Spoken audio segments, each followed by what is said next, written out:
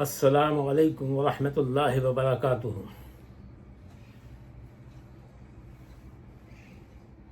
نحمد و نصلی علی رسولہ الکریم، فاعوذ باللہ من الشیطان الرجیم، بسم اللہ الرحمن الرحیم۔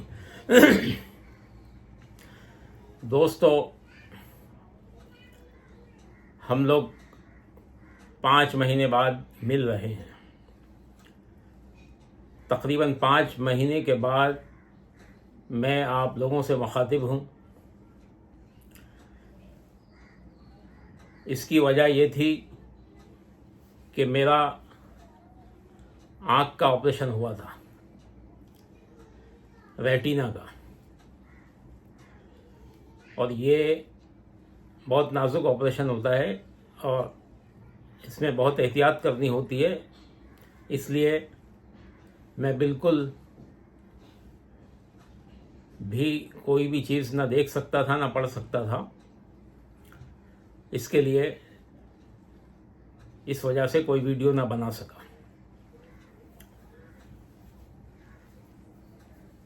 تو دوستو، خیر ابھی اللہ کا شکر ہے، اللہ کا کرم ہے، قریب نواز کے صدقے میں اللہ تعالیٰ نے میری آنکھوں کی بینائی واپس کر دی، مجھے عطا کر دی۔ انشاءاللہ اب اگر اللہ نے چاہا تو ریگولر میں آپ کی خدمت میں آتا رہوں گا۔ اس سے پہلے جو میں نے ویڈیو بنائی تھی 5 مہینے پہلے،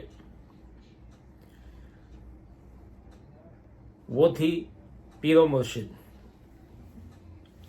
تو دوستوں،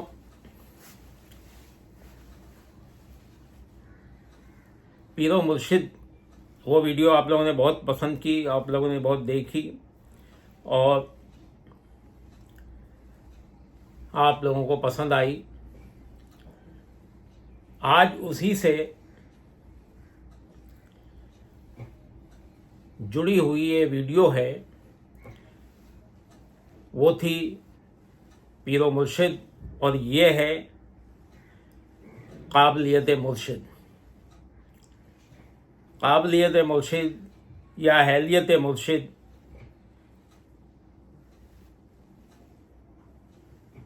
یہ ہے کیا؟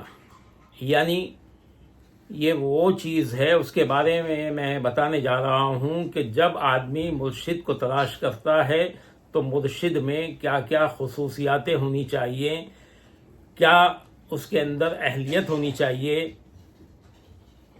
اور کیا اس کے اندر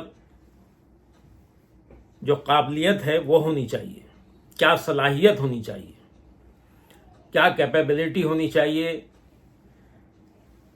یہ سب چیز اگر مرید کو معلوم ہوگی تو اس کو آسانی ہو جائے گی۔ تو دوستو،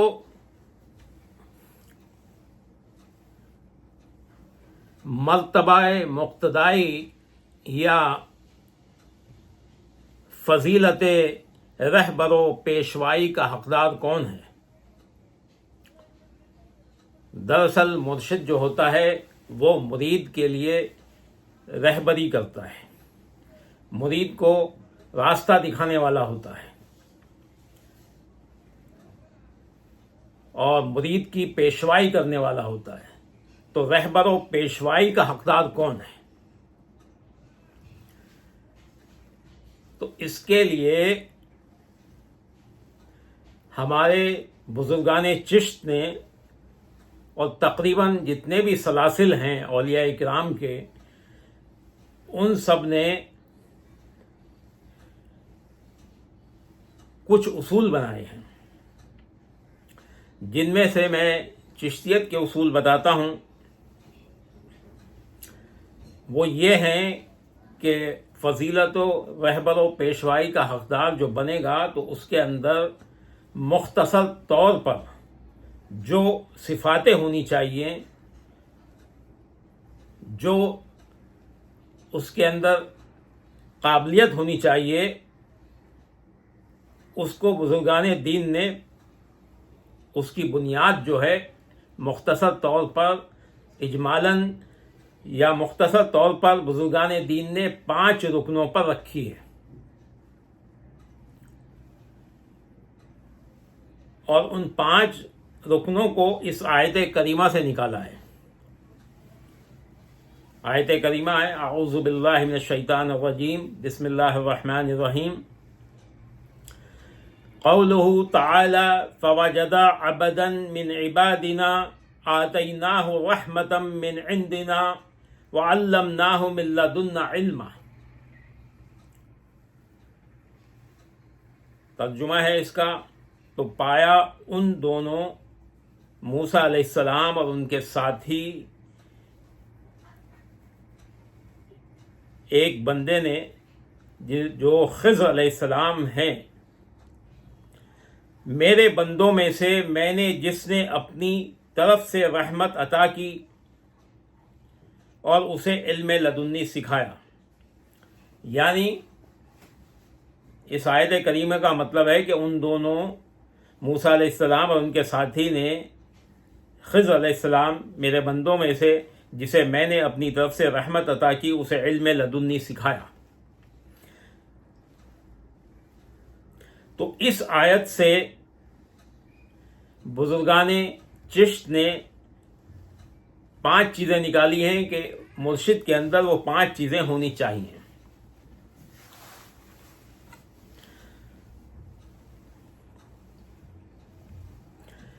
یہ اس لیے نکالی ہے اس آیت سے، اس لیے کہ حق تعالیٰ سبحانہ نے جب موسیٰ علیہ السلام کو بشان مریدی و معلمی حضرت خضر علیہ السلام کی خدمت میں بھیجا تو مقام مرشدی، شیخی، مقتدائی اور معلمی کے اعتبار سے خضر علیہ السلام کے 5 مراتب ظاہر ہوئے۔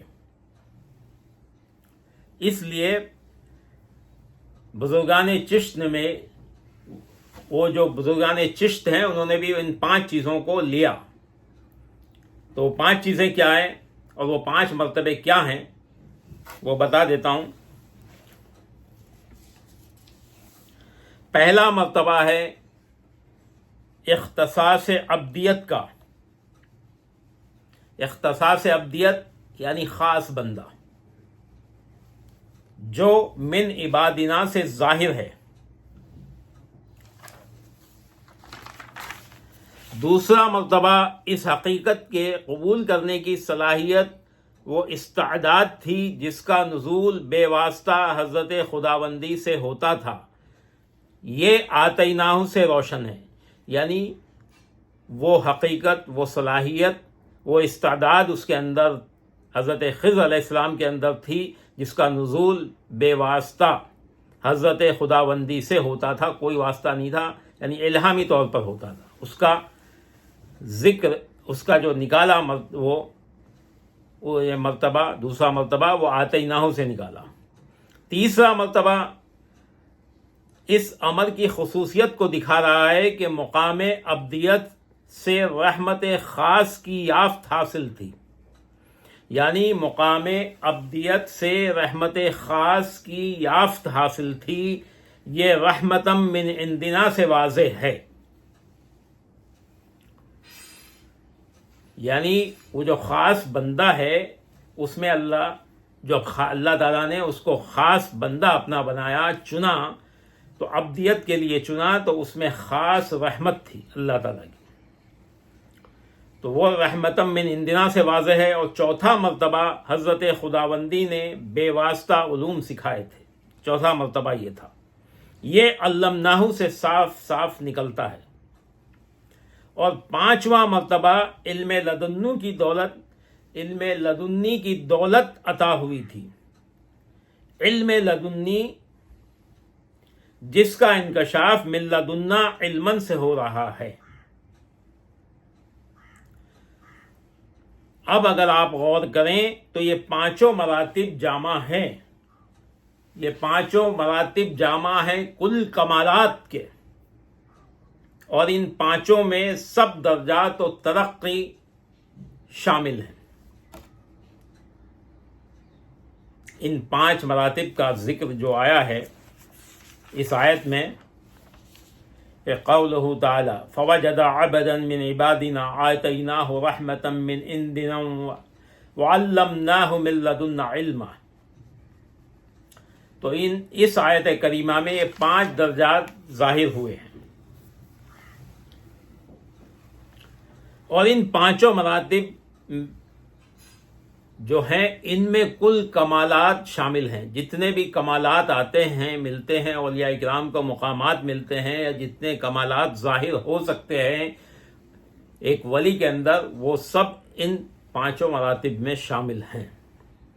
تو جب کسی مرشد کو ڈھونڈو تو اس کے اندر یہ چیزیں 5 چیزیں ہونی چاہیے. اب دوستو میں اس کا خلاصہ بھی کرتا ہوں.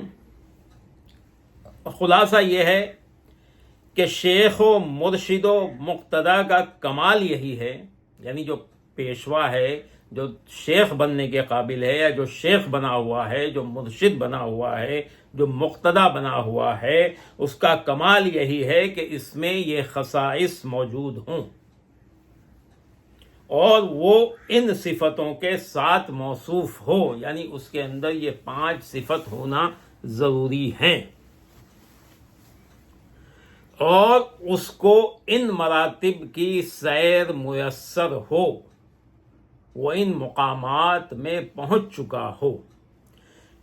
یا آسان لفظوں میں یوں سمجھو کہ جتنے بہتر مقام اور جتنی پسندیدہ خصلتیں قرآن کریم میں یا حدیث شریف میں مذکور ہیں وہ اس شخص میں پائی جاتی ہوں، تاکہ مرشد و مقتدائی کے لائق وہ سمجھا جائے.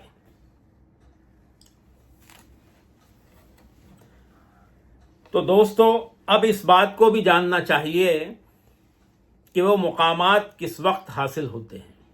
یہ جو مقامات بتائے ہیں، جو 5 رکن بتائے ہیں، 5 چیزیں بتائی ہیں، 5 مقامات بتائے ہیں، وہ کب حاصل ہوتے ہیں. بزرگان چشت اہل بہشت کا فرمان ہے کہ مقام ابدیت، یہ مقام ابدیت جو ہے یہ اس وقت حاصل ہوتا ہے کہ جب سالک ما سوائے اللہ تعالی کے کسی کی بھی بندگی اور پرستش سے آزاد ہوتا ہے. یعنی سالک کہتے ہیں اس کو جو طریقت کی راہ پہ چلتا ہے، جو طریقت پر چل رہا ہے اس کو سالک کہا جاتا ہے. تو سالک ما سوائے اللہ کے کسی کی بھی بندگی اور پرستش سے آزاد ہو جاتا ہے، کیونکہ ذات حق کی ابدیت ہونا آسان نہیں، اور من عبادنا کی دولت سے مالا مال ہونا کوئی کھیل تماشا نہیں. یعنی جو اس طریقت کی راہ میں بندہ اسے کہا جاتا ہے جو ہر چیز کے لیے اللہ ہی کا محتاج ہو اور کسی کا نہ ہو.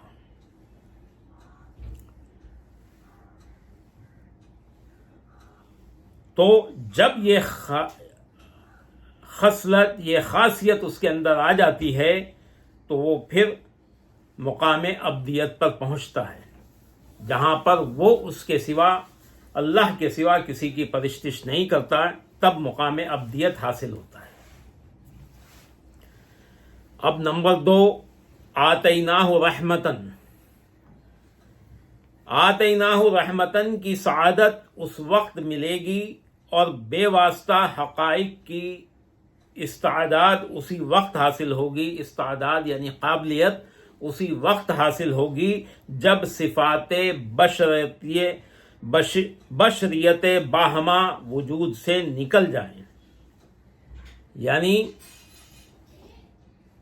آسان لفظوں میں جب بشریت کی تمام بیماریوں سے دور ہو جائے، یعنی بشر ہونے کی جتنی بھی علتیں ہیں یا بیماریاں ہیں ان سے دور ہو جائے، تب وہ اس کے مقام آتیناہ رحمتن کی سعادت اسے حاصل ہوتی ہے۔ پھر نمبر 3، رحمتن من عندنا۔ رحمتن من عندنا کے صدر پر اسی وقت جگہ ملے گی جب تخلق باخلاق اللہ سے آراستہ ہو، یعنی اس کے اخلاق ایسے ہو جائیں جیسے اللہ تعالیٰ اپنے بندوں پر مہربان ہے، اپنی مخلوق پر مہربان ہے، ایسا وہ بھی اس کے اندر یہ عادت آ جائے۔ یعنی رحمت و شفقت جو اللہ تعالی خلق اللہ پر دکھاتا ہے، تو ایسی ہی رحمت و شفقت وغیرہ خلقت پر اس کی ہو جائے اور وہ ایسا مہربان ہو جائے کہ خلق اللہ کو اہل و عیال سمجھنے لگے، اپنی آل سمجھنے لگے، اپنے گھر والے سمجھنے لگے، یعنی اتنی محبت وہ اللہ کی خلق سے کرنے لگے، تب اس کو وہ تیسرا مقام ملتا ہے۔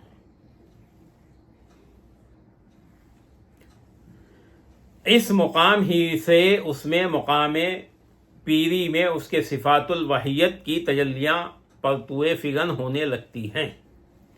نمبر 4 ہے علمناہ کی کرامت سے مکرم و معظم اس وقت ہوگا جب دل کی تختی سے عقلی، سمعی، حسی علوم دھل جائیں گے، یعنی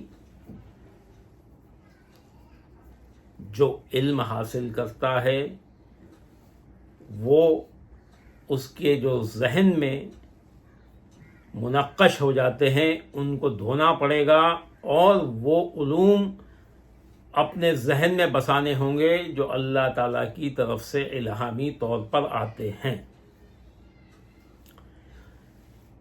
علمناہ کے بعد 5واں مرتبہ ہے علم، وہ ہے علم من لدنی کا۔ علم من لدنی اس وقت عطا ہوتا ہے جب اللہ تعالیٰ کی ذات و صفات و افعال کی معرفت حاصل ہوتی ہے۔ جب اللہ تعالیٰ کی ذات و صفات و افعال کی معرفت حاصل ہوتی ہے، تب علم من لدنی کا مرتبہ حاصل ہوتا ہے۔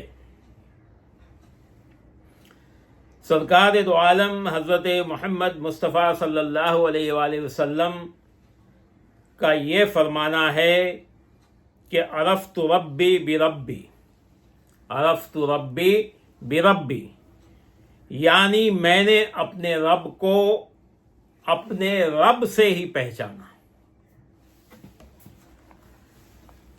میں نے اپنے رب کو اپنے رب سے پہچانا۔ یہ اللہ تعالیٰ کی ذات و صفات و افعال کی معرفت کے معنی کو ظاہر کرتا ہے، یعنی جب اپنی ذات میں تجلی ذاتی،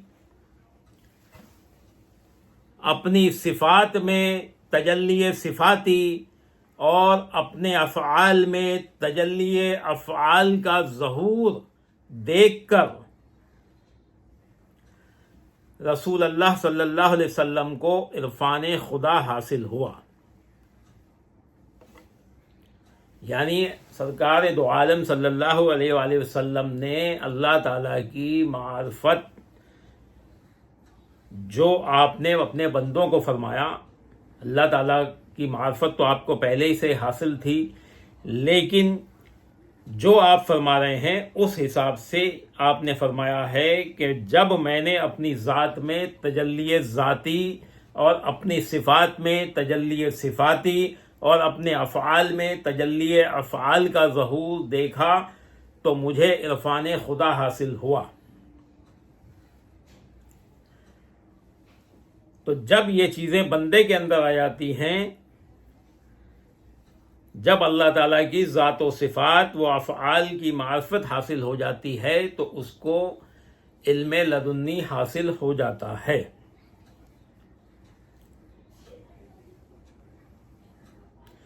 اسی طرح حضرت عیسیٰ علیہ السلام کے اس قول سے اس معنی کا ثبوت ملتا ہے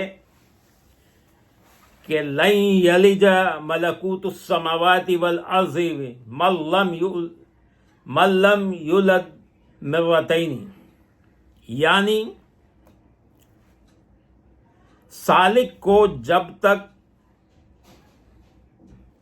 موتو قبل انتل موتو کے بعد ولادت دوم حاصل نہ ہوگی، علم لدنی سے مشرف نہ ہوگا۔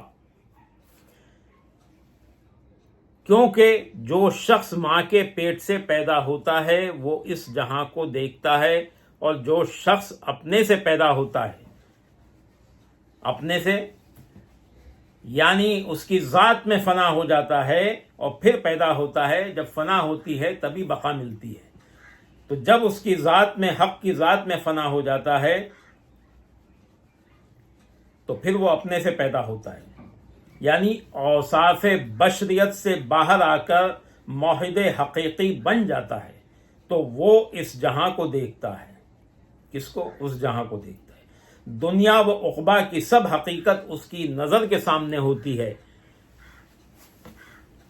من لم یولد مرتین اسی شان کو بتا رہا ہے۔ دوستو، یہ جو مرتبہ ہے، جب معرفت حاصل ہوتی ہے تو اس سے پہلے فنا ہونا پڑتا ہے۔ فنا فی اللہ ہونے کے بعد جب بقا باللہ کا مقام ملتا ہے، اس وقت علم لدنی ملتا ہے۔ جب علم لدنی حاصل ہو جاتا ہے تو پھر اس دنیا ہی کی نہیں، اس دنیا یعنی عقبہ کی بھی تمام چیزیں اس کے سامنے ظاہر ہو جاتی ہیں، تمام حجابات اٹھ جاتے ہیں۔